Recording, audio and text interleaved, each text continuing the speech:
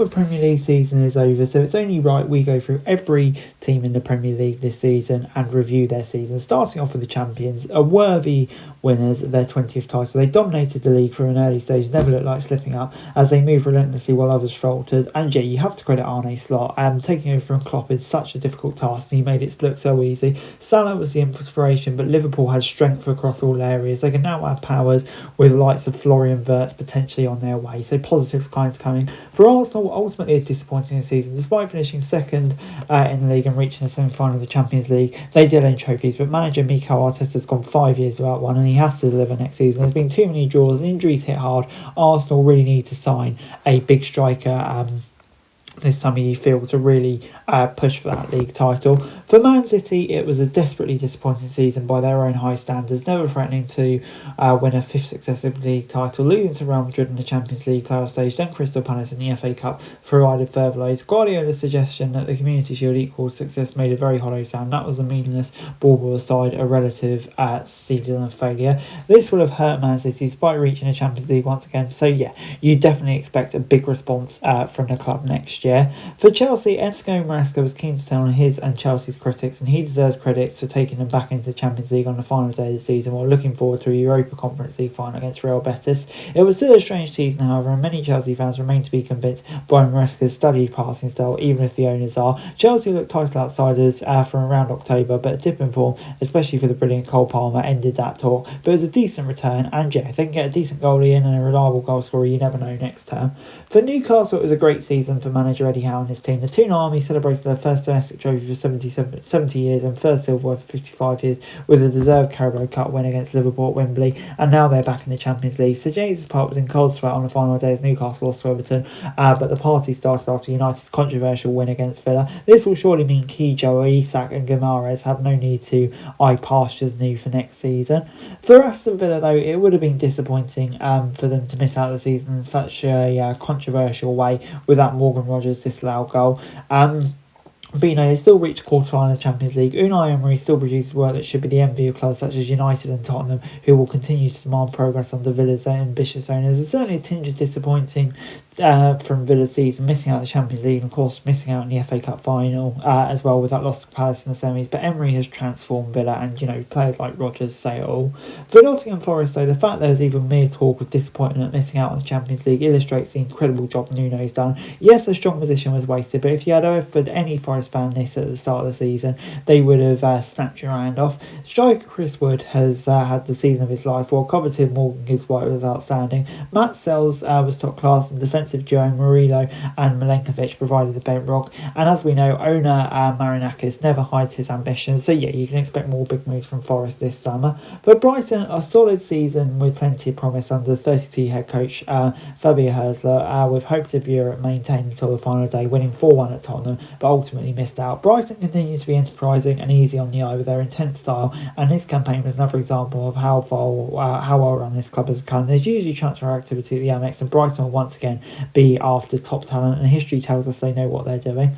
For Bournemouth, they faded towards the end of the season after threatening European places, but even this is a sign of new standards and aspirations at the Vitality. Bournemouth have a coveted manager in Iraola, and if they keep him away from other clubs' clutches, they have a platform for progress. They will need to replace defender Hodgson, who's obviously off to Real Madrid, as well as Kirkes, who's expected to move to Liverpool. Like Brighton, they usually have a plan though, so yeah, there's no reason why the Cherries can't be challenging the top half of the league again.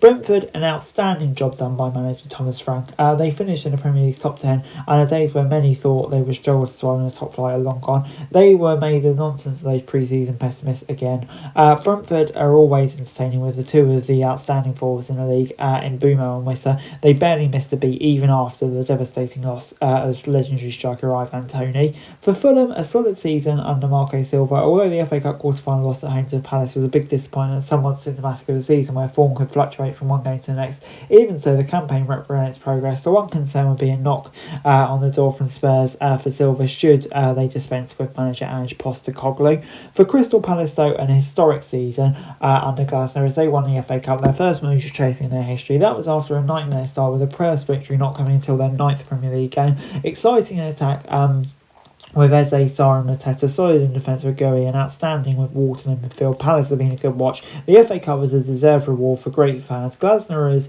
proved an inspired appointment. If they keep this team together, it's all be onwards and upwards for the Eagles. For Everton, a season that was one of despair until Sean Dyche stuck in January ended full of hope. The Freakin Group and Bashir Snow and American owners took charge, and David Moyes returned to inspire a superb revival. 3 successive league victories at the end, including wins over Fulham and Newcastle, confirmed the improvement, and Moyes will oversee a squad overhaul. But now it's time for them to bid an emotional farewell to Goodison Park, and a bright future awaits them in their new home.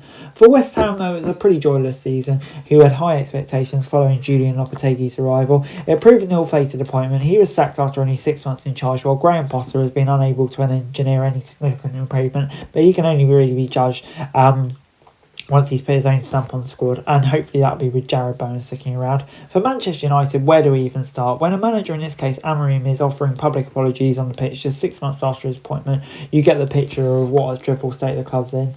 He promises good days coming, but there's little evidence after their worst top flight finish since 1974. An utter shambles on and off pitch, from the ill-judged decision to keep Ten Hag to the total lack of impact from Amorim, and of course that Europa League final. It was caking out the cut run until that point, but now Jim Ratcliffe, Amorim, it just all looks like a total mess. Morale at rock bottom, and no European football for next year.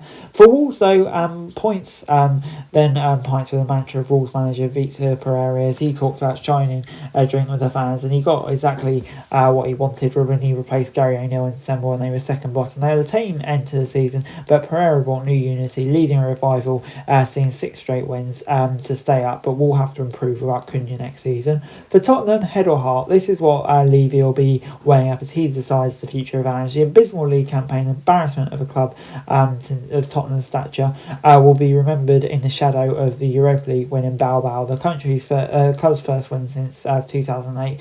Postecoglou lived up to his insistence based on hard evidence that he always wins something in his second season, but will it be enough to convince Levy? Spurs lost 22 out of 38 league games, twice as many as they won, but if you sack a manager who won your first trophy for 17 years and got you back in the Champions League, it would be harsh, you could say. So we'll find out what will happen soon. But for Leicester, Steve Cooper lasted 5 months after succeeding Maresca. Ruud van Nistelrooy replaced Cooper and took Leicester down. JB Vardy had a more colourful phrase, but I think we'll just call it fiasco.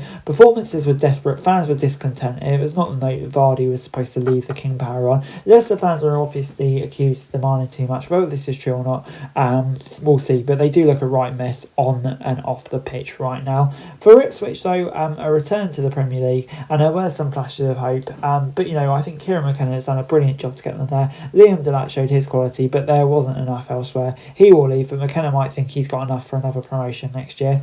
And for Southampton, a desperate, miserable season. They were doomed early on as Russell Martin's passing strategy proved unsuitable against higher quality opposition, while Urich's appointment was inexplicable. Southampton's only achievement was to beat the Premier League's worst ever points record. A loyal support deserves better. Perhaps they can get that reset in the Championship with Wolves still in charge. Anyway guys, that's it for this video. Thanks very much for watching. Remember to like, share, subscribe, follow us on our socials, link in the description below for daily football news, meme and content. Subscribe to our other channels on screen right now, that'd be greatly appreciated. Thanks very much for watching.